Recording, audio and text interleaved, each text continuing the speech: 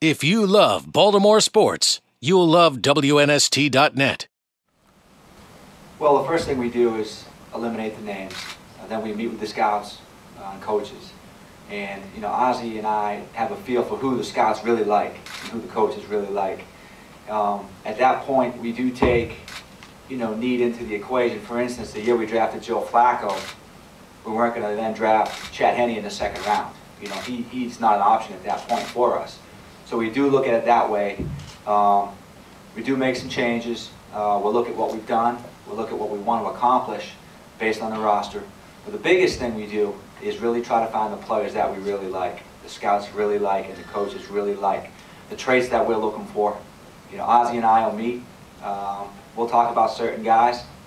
In the past, we have looked at some guys on tape, actually, that night or possibly that morning.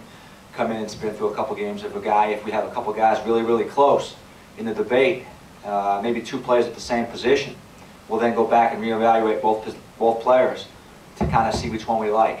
We'll take into account special teams, other factors, and then find out, how many of those guys we can get.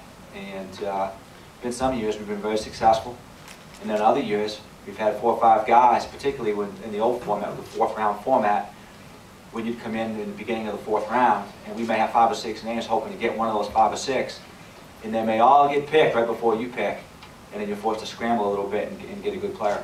So the extra time to be able to do that on even going into the 3rd day, is that pretty valuable to you? I think what we'll try to do is probably watch a little more tape on some guys if we have some clusters that we're trying to split up.